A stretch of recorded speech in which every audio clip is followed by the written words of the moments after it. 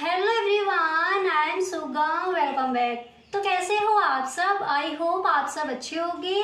स्वागत है आप सभी का आपके अपने एसपी स्टडी यूट्यूब चैनल पर। तो गाइस, आज हम इस वीडियो में आपके लिए लेकर आए हैं इकोनॉमिक्स के कुछ इंपॉर्टेंट क्वेश्चंस जो इस बार के बोर्ड एग्जाम के लिए इंपॉर्टेंट है। उन सारे प्रश्नों को आज हम इस वीडियो में देखने वाले हैं। तो गाइस, आप इस वीडियो में एंड तक बने रहें। वीडियो को आपको बिल्कुल भी स्किप नहीं करना है। जितने भी आपके इंपॉर्टेंट क्वेश्चन हैं उन सारे प्रश्नों को आज हम इस वीडियो में आपके लिए लेकर आए हैं। और गाइस, अगर आपको सच में ये वीडियो पसंद आए तो आप इस वीडियो को अपने सभी दोस्तों में एक बार शेयर जरूर करें। वीडियो अच्छा लगे तो आप इस वीडियो को एक लाइक जरूर कर दें, ठीक है। और गाइस, अगर आप इस बार का बोर्ड एग्जाम देने वाले हो और इस बार के बोर्ड एग्जाम में अगर आपको भी 90+ स्कोर करना है तो आप इस वीडियो को पूरा देखें, ठीक है। और गाइस, इसी तरह से ऑल सब्जेक्ट के जो भी आपके इंपॉर्टेंट क्वेश्चन हैं, मॉडल पेपर हैं, उनके फुल सॉल्यूशन आपको मिलेंगे इसी चैनल पर। तो अगर अभी तक आपने इस चैनल को सब्सक्राइब नहीं किया है तो आप इस चैनल को सब्सक्राइब कर लीजिए एंड बेल आइकन को भी प्रेस कर देना ताकि वीडियो की जो भी नोटिफिकेशन हो वो सबसे पहले आपके पास पहुंचे, ठीक है। तो चलिए बिना टाइम वेस्ट के वीडियो को स्टार्ट करते हैं।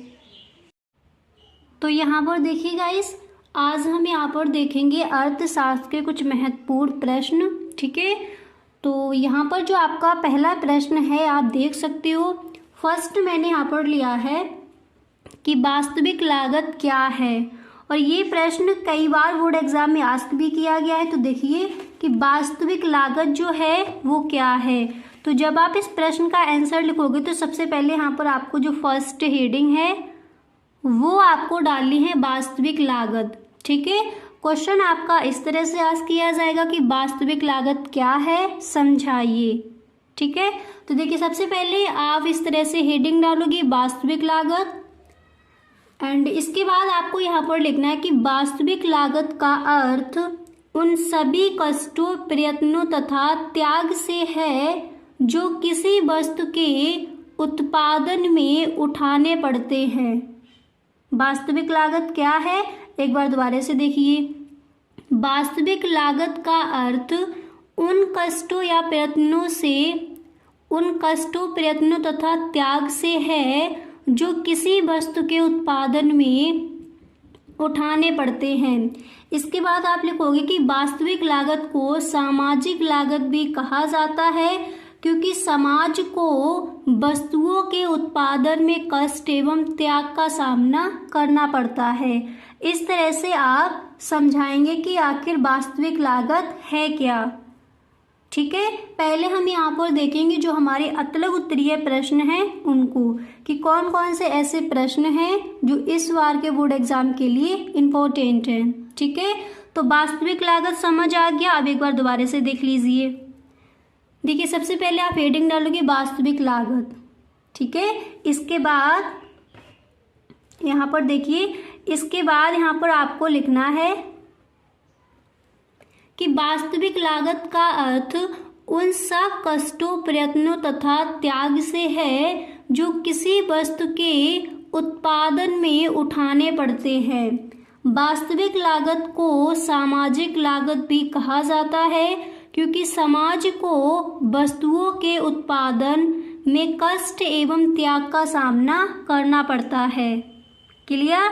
इस तरह से आप इस प्रश्न का आंसर लिखकर आओगे कि वास्तविक लागत क्या है। क्लियर? अब इसके बाद यहाँ पर आप देख सकते हो जो आपका नेक्स्ट प्रश्न है, तो वो यहाँ पर क्या है, जो अगला प्रश्न है उसको देखिए।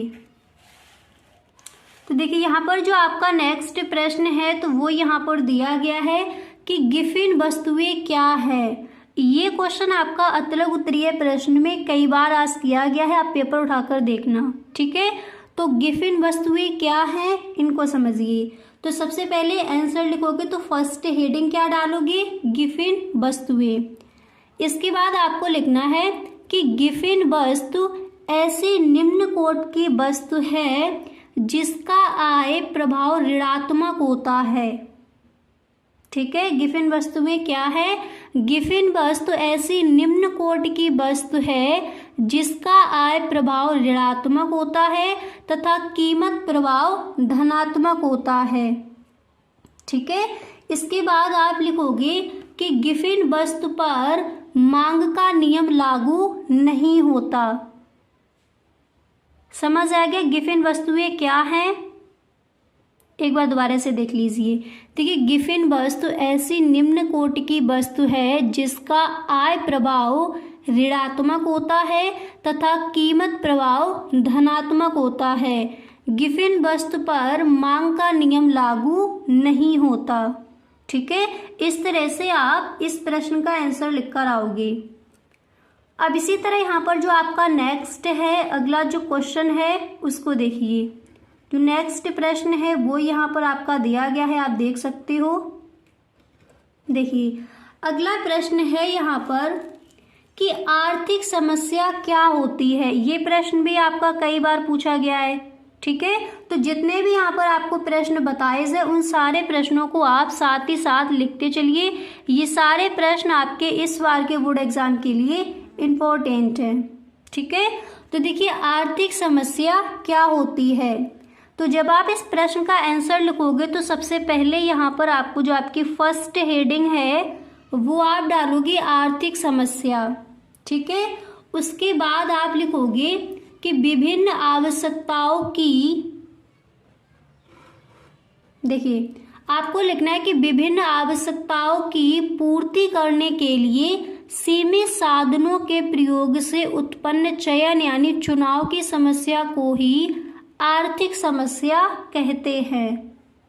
और ये क्वेश्चन मैंने कई बार आपको बताया है, इसका आंसर भी कई बार बताया, पर ये जो आपका आंसर है ये थोड़ा छोटा करके यहाँ पर लिखा है।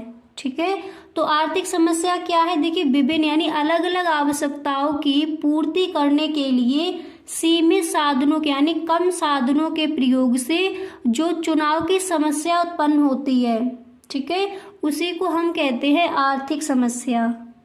क्लियर? इस तरह से आप इस प्रश्न का आंसर लिखोगे। ठीक है, तो वास्तविक लागत क्या है वो आपने समझ लिया। गिफिन वस्तुएं क्या हैं उसका भी आंसर आप देख चुके हो। एंड आर्थिक समस्या क्या होती है वो भी आपने समझ लिया। देखिए, अलग अलग आवश्यकताओं की पूर्ति करने के लिए सीमित साधनों के प्रयोग से उत्पन्न चयन की समस्या को ही हम आर्थिक समस्या कहते हैं। ठीक है, इस तरह से आप इसका आंसर लिखोगे। और इसके बाद यहाँ पर जो आपका नेक्स्ट प्रश्न है उसको देख लीजिए। अब देखिए, यहाँ पर जो आपका अगला क्वेश्चन है तो वो यहाँ पर नेक्स्ट प्रश्न आपका दिया गया है, आप देख सकते हो कि समष्टि अर्थशास्त्र को परिभाषित कीजिए। व्यष्टि अर्थशास्त्र क्या है, समष्टि अर्थशास्त्र क्या है, इन दोनों की जो परिभाषाएं हैं, इनका जो अर्थ है वो आपको तैयार कर लेना है। एंड इनमें जो अंतर है वो भी आपको तैयार कर लेने हैं। अगर आपसे इस तरह से क्वेश्चन आस्क किया जाए कि समष्टि अर्थशास्त्र तथा व्यष्टि अर्थशास्त्र में क्या अंतर है, तो ये आपका आता है लघु उत्तरीय प्रश्न में। ठीक है, और अगर इस तरह से ही पूछा जाए कि समष्टि अर्थशास्त्र को परिभाषित कीजिए या फिर व्यष्टि अर्थशास्त्र को परिभाषित कीजिए, तो ये क्वेश्चन आपके आस्क किए जाते हैं अतिलघु उत्तरीय प्रश्न में। ठीक है, तो यहाँ पर इसका आंसर देखिए कि समष्टि अर्थशास्त्र क्या है, यानी इसकी परिभाषा आपको देनी है। तो जब आंसर लिखोगे तो सबसे पहले फर्स्ट हेडिंग डालोगे समष्टि अर्थशास्त्र। ठीक है, एंड उसके बाद आप लिखोगे कि समष्टि अर्थशास्त्र में सामूहिक स्तर पर आर्थिक समस्याओं जैसे संपूर्ण अर्थव्यवस्था के कुल उपभोग, सामान्य कीमत स्तर, कुल रोजगार, राष्ट्रीय आय आदि का अध्ययन किया जाता है। किसके अंतर्गत? समष्टि अर्थशास्त्र के अंतर्गत। और व्यष्टि अर्थशास्त्र यानी छोटा अर्थशास्त्र, समष्टि अर्थशास्त्र यानी विशाल अर्थशास्त्र। ठीक है, यानी बड़ा अर्थशास्त्र। समष्टि अर्थशास्त्र के अंदर हम राष्ट्रीय आय, जो राष्ट्र की आय है उसका अध्ययन करेंगे, और व्यष्टि अर्थशास्त्र के अंदर एक व्यक्ति की आय है उसका अध्ययन किसके अंदर करते हैं? व्यष्टि अर्थशास्त्र के अंदर। अगर राष्ट्रीय आय, पूरे राष्ट्र की आय का अध्ययन किया जाएगा तो किसके अंदर आएगा? समष्टि अर्थशास्त्र के अंदर। ठीक है, तो इसकी परिभाषा आपको क्लियर होगी कि समष्टि अर्थशास्त्र क्या है। एक बार दोबारा से देख लीजिए। फर्स्ट नंबर आप हेडिंग डालोगे समष्टि अर्थशास्त्र, फिर इसमें आप लिखोगे देखिए व्यष्टि अर्थशास्त्र यानी सूक्ष्म अर्थशास्त्र। समष्टि अर्थशास्त्र यानी विशाल या फिर बड़ा अर्थशास्त्र। ठीक है, तो इस तरह से आप इसकी परिभाषा दोगे कि समष्टि अर्थशास्त्र में सामूहिक स्तर पर आर्थिक समस्याओं जैसे संपूर्ण अर्थव्यवस्था के कुल उपभोग, ठीक है, सामान्य कीमत स्तर, कुल रोजगार, राष्ट्रीय आय आदि का अध्ययन किया जाता है। Clear guys? अगर अभी तक आप इस वीडियो में बने हुए हो तो आई होप ये वीडियो आपको पसंद आ रहा होगा। अगर सच में ये वीडियो आपको अच्छा लग रहा है तो आप इस वीडियो को एक लाइक जरूर कर दें, और यदि आप इस चैनल पर पहली बार आए हो तो इस चैनल को सब्सक्राइब कर लेना एंड बेल आइकन को भी प्रेस कर देना, ताकि वीडियो की जो भी नोटिफिकेशन हो वो सबसे पहले आपके पास पहुंचे। इस तरह से आप इस प्रश्न का आंसर लिखोगे। अब इसके बाद नेक्स्ट देखते हैं। अब इसके बाद यहाँ पर आप देख सकते हो जो आपका नेक्स्ट प्रश्न है, तो वो मैंने यहाँ पर लिया है कि तैरती विनिमय दर से आप क्या समझते हैं। ये प्रश्न कई बार पूछा गया है, ठीक है, तो इसको भी आप तैयार कर लेंगे। तैरती विनिमय दर से आप क्या समझते हैं, तो जब आप इसका आंसर लिखोगे तो फर्स्ट आपको हेडिंग डालनी है तैरती विनिमय दर। ठीक है, इसके बाद यहाँ पर आप देख सकते हो, आपको देखिए इस तरह से आपको इस प्रश्न का आंसर लिखना है कि फरवरी 1973 ईस्वी में जब डॉलर का अवमूल्यन हुआ तो उसी के साथ ब्रिटेन वुड्स प्रणाली असफल हो गई। अतः Britain, Canada, Italy, Japan, Switzerland मुद्रा कोषों की स्तर विनिमय दर को त्याग कर अपनी मुद्राओं को अपनी विनिमय दर की शक्तियों के आधार पर अपनी मुद्रा को विदेशी विनिमय दर बाजारों में अन्य देश की मुद्रा के साथ स्वतः ही छोड़ दिया। ठीक है, अब देखिए इतना लिखने के बाद फिर यहाँ पर आप लिखोगे कि स्वतः ही छोड़ दिया, एंड उसके बाद यहाँ पर आपको लिखना है कि विनिमय दर के लिए इस प्रकार तैरती या परिवर्तनशील विनिमय दर का प्रारंभ होगा। 11 मार्च 1973 ईस्वी में जर्मन, फ्रांस, बेल्जियम, नीदरलैंड व डेनमार्क ने भी इस तैरती या परिवर्तनशील विनिमय दर को अपना लिया। ठीक है, तो किस तरह से आप इस प्रश्न का आंसर लिखोगे, अब एक बार दोबारा से समझ लीजिए कि तैरती विनिमय दर क्या है। ठीक है, देखिए आप इस तरह से इसका आंसर लिखकर आओगे। एक बार दोबारा से इसके आंसर को पढ़ते हैं। ठीक है, फरवरी 1973 ईस्वी में जब डॉलर का अवमूल्यन हुआ तो उसी के साथ ब्रिटेन वुड्स प्रणाली असफल हो गई।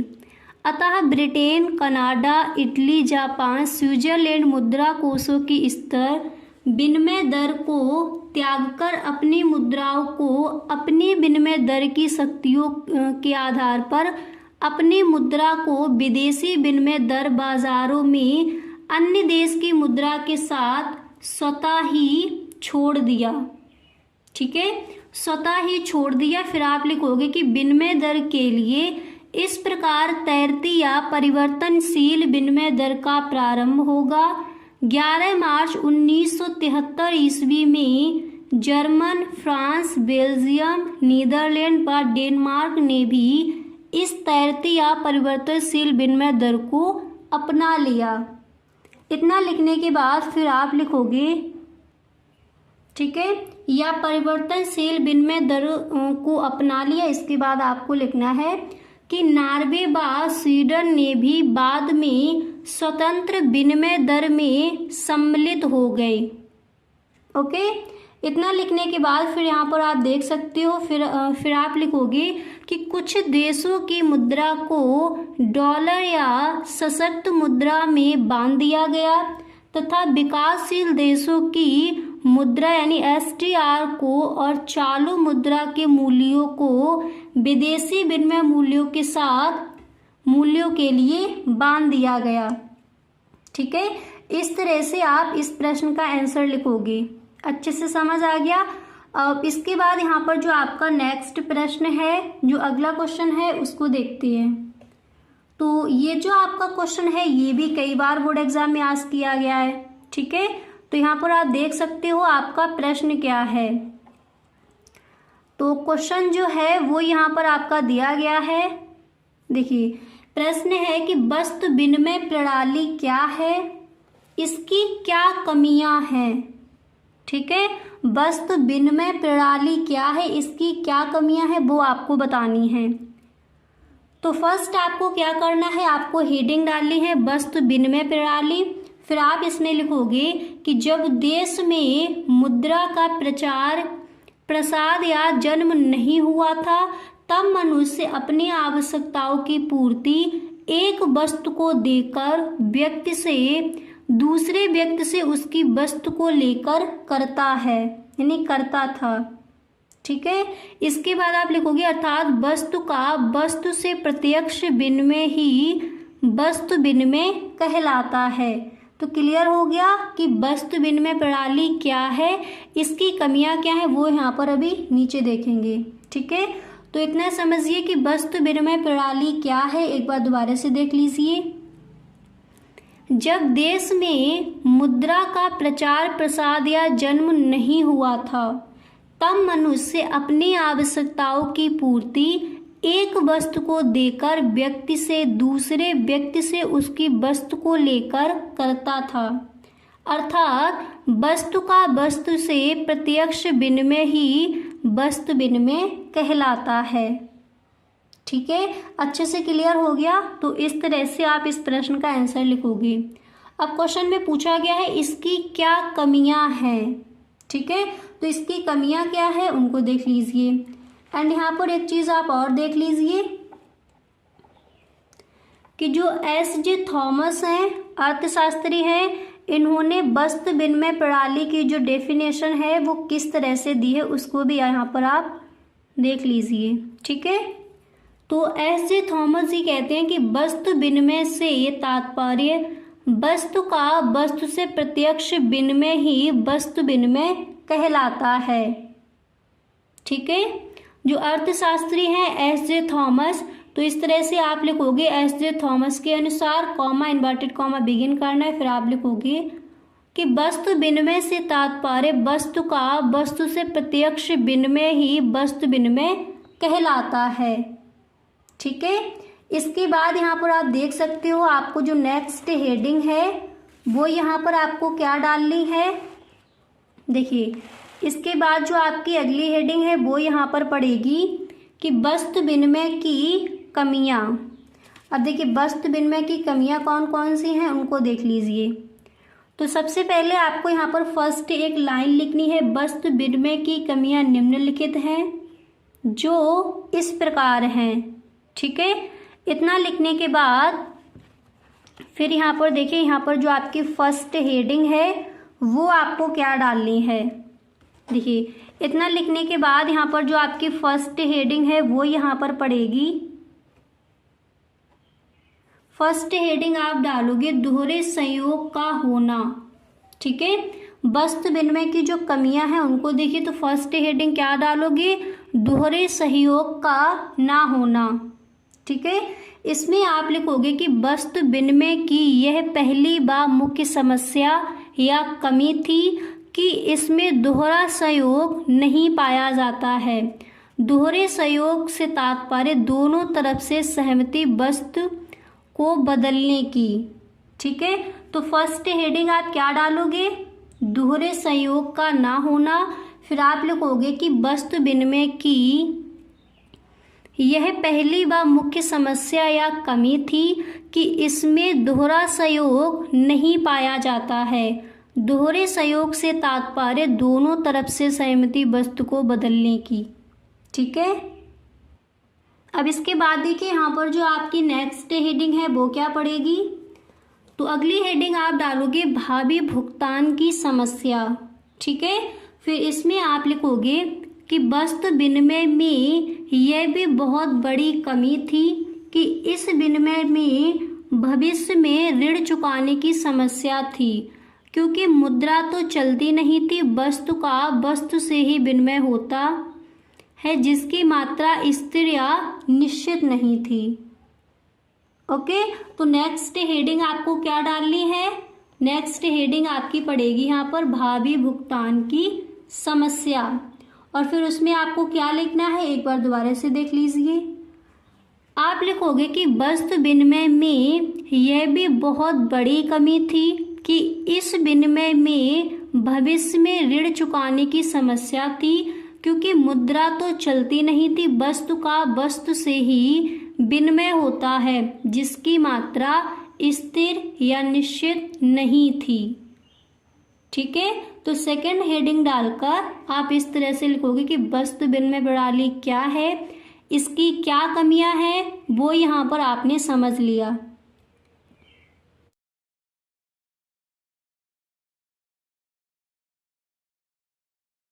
उनको आज हम यहाँ पर देखेंगे। ठीक है, तो यहाँ पर जो आपका फर्स्ट क्वेश्चन है तो वो मैंने यहाँ पर लिया है कि राजकोषीय नीति से आप क्या समझते हैं। क्वेश्चन क्या है? राजकोषीय नीति से आप क्या समझते हैं। ठीक है, इस प्रश्न को आज हम यहाँ पर देखेंगे, इसका आंसर क्या हो जाएगा। और गाइस, अगर आप इस बार के बोर्ड एग्जाम में सच में 90+ स्कोर करना चाहते हो तो इसी तरह से आपका जो मॉडल पेपर है इकोनॉमिक्स का, उसका मैंने फुल सॉल्यूशन आपको दिया है। उसमें आपके वही क्वेश्चंस हैं जो इस बार के बोर्ड एग्जाम के लिए इम्पोर्टेंट है। ठीक है, तो अगर आपने गाइस वो वीडियो नहीं देखा है तो आप प्लेलिस्ट चेक कर सकते हो, नहीं तो आप डिस्क्रिप्शन बॉक्स में देख सकते हो, वीडियो का लिंक आपको वहां पर मिल जाएगा। ठीक है, तो यहाँ पर क्वेश्चन है कि राजकोषीय नीति से आप क्या समझते हैं, इसका आंसर देखते हैं। कई बार ये क्वेश्चन आपका आस्क किया गया है। ठीक है, तो जब आप इस प्रश्न का आंसर लिखोगे, सबसे पहले आपको फर्स्ट हेडिंग डालनी है राजकोषीय नीति, एंड इसके बाद आप लिखोगे कि सार्वजनिक व्यय, कराधान और सार्वजनिक ऋण से संबंधित सरकारी उपायों को ही राजकोषीय उपाय कहा जाता है। समझ आ गया राजकोषीय उपाय क्या, राजकोषीय नीति क्या है? एक बार दोबारा से देखिए।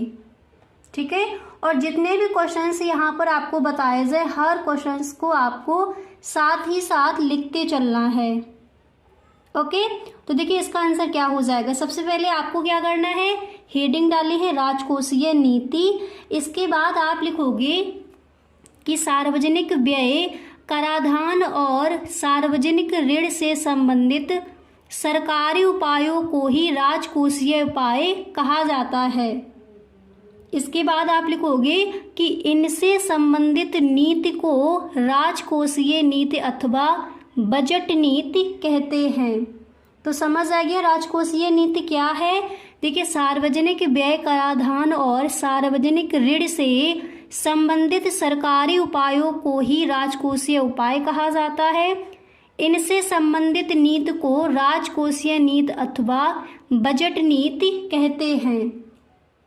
ओके, इसके बाद यहाँ पर आप देख सकते हो, आपको नेक्स्ट हेडिंग डालनी है कि राजकोषीय नीति के उपाय। ये हेडिंग डालने के बाद यहाँ पर देखिए फिर आप लिखोगे कि सार्वजनिक व्यय, करारोपण, सार्वजनिक ऋण, घाटे की वित्त व्यवस्था या घाटे का बजट, ये है राजकोषीय नीति के उपाय। तो राजकोषीय नीति से आप क्या समझते हैं, ये आपका पूछा जाता है अतलग उत्तरीय प्रश्न में। आई होप इस प्रश्न का आंसर आपको अच्छे से क्लियर हो गया होगा। ठीक है, सेकेंड हेडिंग क्या डाली है, राजकोषीय नीति के उपाय। इसमें आप लिखोगे सार्वजनिक व्यय, करारोपण, सार्वजनिक ऋण, घाटे की वित्त व्यवस्था या घाटे का बजट। और इसके बाद यहाँ पर देखिए जो आपका अगला प्रश्न है वो क्या है, नेक्स्ट क्वेश्चन है वो आपका यहाँ पर दिया गया है, आप देख सकते हो। देखिए यहाँ पर जो आपका अगला प्रश्न है वो है कि पूर्ण रोजगार से क्या आशय है। क्वेश्चन क्या दिया गया है, पूर्ण रोजगार से क्या आशय है। इस प्रश्न का आंसर देखते हैं। तो जब आप इसका आंसर लिखोगे तो सबसे पहले आपको फर्स्ट हेडिंग डालनी है पूर्ण रोजगार। इसके बाद आप लिखोगे कि पूर्ण रोजगार वह दशा है जिसमें प्रचलित मजदूरों पर कार्य करने योग्य एवं इच्छुक व्यक्ति कार्य प्राप्त कर लेते हैं। पूर्ण रोजगार क्या है, और इस प्रश्न का आंसर मैंने कई बार आपको बताया भी है। ठीक है, तो देखिए पूर्ण रोजगार क्या है। पूर्ण रोजगार वह दशा है जिसमें प्रचलित मजदूरी पर कार्य करने योग्य एवं इच्छुक व्यक्ति कार्य प्राप्त कर लेते हैं। ठीक है, ये हो जाएगा पूर्ण रोजगार। राजकोषीय नीति समझ आ गया। इस तरह से गाइस, अगर अभी तक आप इस वीडियो में बने हुए हो तो आई होप ये वीडियो आपको पसंद आ रहा होगा। अगर सच में ये वीडियो आपको अच्छा लग रहा है तो आप इस वीडियो को एक लाइक जरूर कर दें, और यदि आप इस चैनल पर पहली बार आए हो तो इस चैनल को सब्सक्राइब कर लेना एंड बेल आइकन को भी प्रेस कर देना, ताकि वीडियो की जो भी नोटिफिकेशन हो वो सबसे पहले आपके पास पहुंचे। ओके, इस तरह से आप इन प्रश्नों के आंसर लिख कर आओगे। क्लियर। अब इसके बाद यहाँ पर आप नेक्स्ट देखिए। इसके बाद जो आपका अगला प्रश्न है तो वो यहाँ पर दिया गया है, आप देख सकते हो। नेक्स्ट क्वेश्चन है यहाँ पर कि निवेश गुणक क्या है। ठीक है, निवेश गुणक क्या है, ये क्वेश्चन भी आपका पूछ लिया जाता है, तो इसको भी आप तैयार कर लेंगे। ठीक है, निवेश गुणक क्या है। तो जब आप आंसर लिखोगे तो सबसे पहले आपको यहाँ पर फर्स्ट हेडिंग डालनी है निवेश गुणक। इसके बाद आपको लिखना है कि निवेश गुणक निवेश में होने वाले परिवर्तन के कारण आय में होने वाले परिवर्तन का अनुपात होता है। ठीक है, निवेश गुणक निवेश में होने वाले परिवर्तन के कारण आय में होने वाले परिवर्तन का अनुपात होता है। यह बताता है कि निवेश में प्रारंभिक वृद्धि करने से प्रारंभ में उपभोग तथा अंत में आय कितने गुना बढ़ जाएगी। ठीक है, इस तरह से आप लिखकर आओगे कि निवेश क्या है। इस प्रश्न का आंसर आपको इस तरह से लिखना है। ओके, अब इसको आप एक बार दोबारा से समझ लीजिए, फिर आपको अच्छे से याद हो जाएगा कि निवेश क्या है। ठीक है, देखिए निवेश गुणक निवेश में होने वाले परिवर्तन के कारण आय में होने वाले परिवर्तन का अनुपात होता है। यह बताता है कि निवेश में प्रारंभिक वृद्धि करने से प्रारंभ में उपभोग तथा अंत में आय कितने गुना बढ़ जाएगी। इसके बाद यहाँ पर देखिए सूत्रानुसार आपको इस तरह से लिखना है K बराबर delta y upon delta i. ठीक है, इस तरह से आपको इसका सूत्र लिखकर भी बता देना है। अब इसके बाद यहाँ पर आप देख सकते हो जो आपका नेक्स्ट क्वेश्चन है, अगला प्रश्न है, वो क्या दिया गया है। तो देखिए यहाँ पर जो आपका अगला प्रश्न है वो है कि मुद्रा प्रवाह से आप क्या समझते हैं। अब ये क्वेश्चन आपका लघु उत्तरीय प्रश्न में भी पूछा जाता है और अतिलघु उत्तरीय प्रश्न में भी ये कई बार आपका प्रश्न रख दिया गया है। ठीक है, तो ये यहाँ पर ये आपका अतिलघु उत्तरीय प्रश्न में बताया गया है, आपको आंसर किस तरह से लिखना है। तो देखिए मुद्रा प्रवाह क्या है। सबसे पहले आप हेडिंग डालोगे मुद्रा प्रवाह, फिर आप लिखोगे कि परिवार फर्मों को साधन सेवाएं प्रदान करते हैं और बदले में मुद्रा के रूप में। ठीक है, इतना लिखने के बाद फिर आप लिखोगे, इसके बाद यहाँ पर देखिए आपको लिखना है कि पारिश्रमिक प्राप्त करते हैं। इसी प्रकार फर्में परिवारों और उपभोक्ताओं को वस्तुएं प्रदान करती हैं और उनके मूल्य के रूप में मुद्रा लेती हैं। इस प्रकार फर्मों से परिवारों और परिवारों से फर्मों को मुद्रा का भुगतान किया जाता है। इसे ही हम क्या कहते हैं, मुद्रा का प्रवाह कहा जाता है। ठीक है, इस तरह से आप इस प्रश्न का आंसर लिखकर आओगे। अच्छे से समझ आ गया। अब इसके बाद यहाँ पर नेक्स्ट देखिए, जो आपका अगला प्रश्न है वो क्या है उसको देखिए। तो देखिए जो आपका नेक्स्ट है और ये इस बार के बोर्ड एग्जाम के लिए इम्पोर्टेंट भी है। तो यहाँ पर आपका क्वेश्चन दिया गया है कि अल्पकाल एवं दीर्घकाल में भेद कीजिए। अल्पकाल एवं दीर्घकाल में आपको भेद करना है। तो सबसे पहले फर्स्ट हेडिंग आप डालोगे अल्पकाल एवं दीर्घकाल में भेद, ये भी आपको लिख देना है, में भेद, ठीक है। इसके बाद फर्स्ट हेडिंग डालोगे अल्पकाल, फिर आप लिखोगे कि अल्पकाल में उत्पादन के साधन दो प्रकार के होते हैं। अल्पकाल में उत्पादन के साधन कितने प्रकार के होते हैं? दो प्रकार के। कौन कौन से? पहला होता है स्थिर साधन और दूसरा होता है परिवर्तनशील साधन, ठीक है। इतना लिखने के बाद देखिए, इतना लिखने के बाद फिर यहाँ पर आपको किस तरह से लिखना है वो देख लीजिए। तो यहाँ तक आपने समझ लिया कि अल्पकाल में उत्पादन के साधन दो प्रकार के होते हैं। कौन कौन से? स्थिर साधन और परिवर्तनशील साधन। अब यहाँ पर ये समझिए कि स्थिर साधन कौन कौन से हैं, यानी स्थिर साधन क्या है, इसकी डेफिनेशन क्या हो जाएगी उसको समझिए, ठीक है। तो देखिए, ये आपको ब्लैक पेन से दोबारा से लिखना है स्थिर साधन। फिर आप लिखोगे कि स्थिर साधन वे हैं जिनकी मात्रा में उत्पादन प्रक्रिया में उत्पादन नहीं किया जा सकता। स्थिर साधन, ठीक है। ब्लैक पेन से आप हेडिंग डालोगे स्थिर साधन, फिर आप लिखोगे कि स्थिर साधन वे हैं जिनकी मात्रा में उत्पादन प्रक्रिया में उत्पादन नहीं किया जा सकता। इसके बाद सेकंड हेडिंग डालनी है परिवर्तनशील साधन। फिर इसमें आप लिखोगे कि परिवर्तनशील साधन वे हैं जिनकी मात्रा में उत्पादन प्रक्रिया की आवश्यकता अनुसार परिवर्तन किया जा सकता है। तो स्थिर साधन और परिवर्तनशील साधन क्या है? अल्पकाल में उत्पादन के दो साधन हैं, स्थिर साधन, परिवर्तनशील साधन। स्थिर साधन क्या है? जिनकी मात्रा में उत्पादन प्रक्रिया में उत्पादन नहीं किया जा सकता है। और परिवर्तनशील साधन क्या है? जिनकी मात्रा में उत्पादन प्रक्रिया की आवश्यकता अनुसार परिवर्तन किया जा सकता है। याद हो गया? अब इसके बाद यहाँ पर देखिए नेक्स्ट आपको क्या लिखना है। देखिए, इतना लिखने के बाद अब यहाँ पर देखिए, इतना लिखने के बाद फिर आप लिखोगे कि अल्पकाल में फर्म अन्य साधनों को स्थिर रखते हुए केवल परिवर्तनशील साधन को बढ़ाकर उत्पादन स्तर में परिवर्तन करती हैं, ठीक है। अल्पकाल में फर्म अन्य साधनों को स्थिर रखते हुए केवल परिवर्तनशील साधन को बढ़ाकर उत्पादन स्तर में परिवर्तन करती हैं।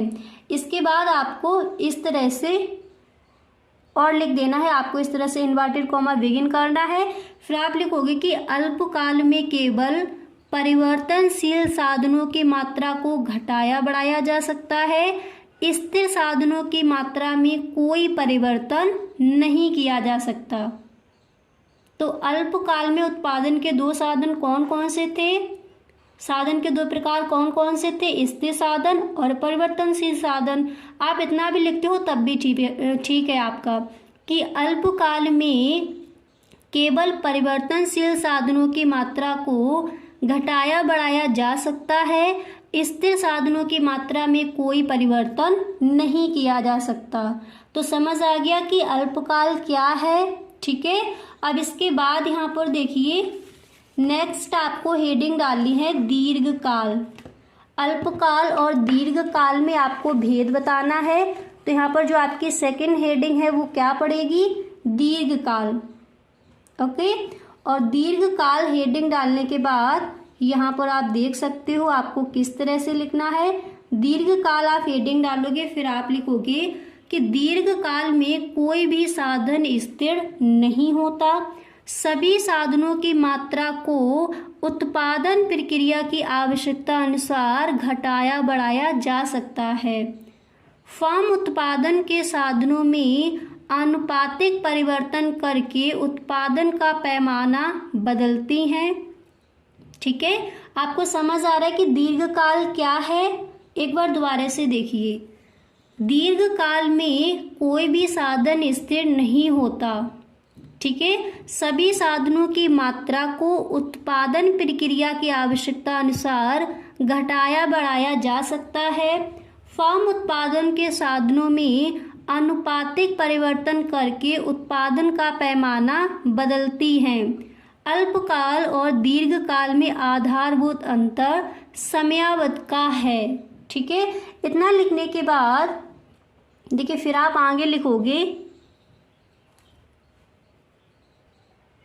देखिए समयावधि का है, इस तरह से आप लिखोगे। फिर लिखोगे कि किसी भी उत्पादन प्रक्रिया के लिए दीर्घकाल अल्पकाल की तुलना में एक लंबी समयावधि होती है और इसलिए सभी साधनों में आवश्यकता अनुसार परिवर्तन किया जा सकता है। तो अल्पकाल क्या है और दीर्घकाल क्या है, इनके अंतर अच्छे से आपने समझ लिए। ठीक है, अब इसके बाद यहाँ पर देखिए जो आपका नेक्स्ट क्वेश्चन है वो क्या है उसको देखते हैं। जो अगला प्रश्न है तो वो यहाँ पर आपका दिया गया है, आप देख सकते हो कि स्टॉक एवं, देखिए अब यहाँ पर जो आपका नेक्स्ट प्रश्न है तो वो यहाँ पर दिया गया है। देखिए अगला प्रश्न आपका है कि स्टॉक एवं प्रवाह के अंतर को निम्नलिखित प्रकार स्पष्ट किया जा सकता है। ठीक है, इस तरह से यानी स्टॉक और प्रवाह में क्या अंतर है ये आपका क्वेश्चन आस्क किया जाएगा। ठीक है, तो यहाँ पर आप लिखोगे स्टॉक, उधर लिखोगे फ्लो।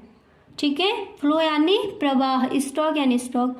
तो देखिए फर्स्ट आप डालोगे, यहाँ पर फर्स्ट पॉइंट डालने के बाद आपको लिखना है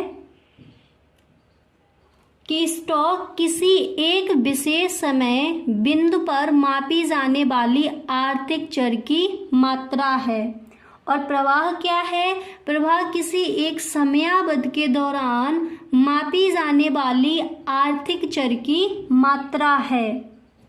ठीक है, इसके बाद यहाँ पर आप देख सकते हो आपको सेकंड पॉइंट यहाँ पर डालना है।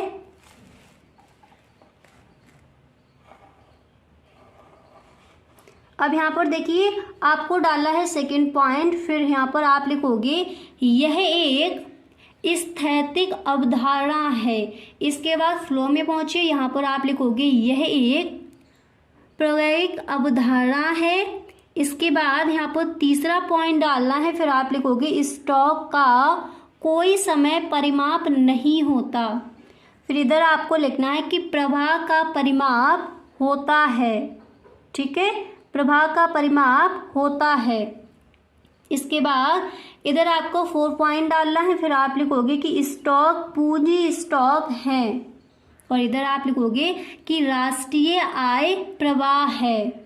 इसके बाद यहाँ पर जो आपका नेक्स्ट प्रश्न है उसको देख लीजिए।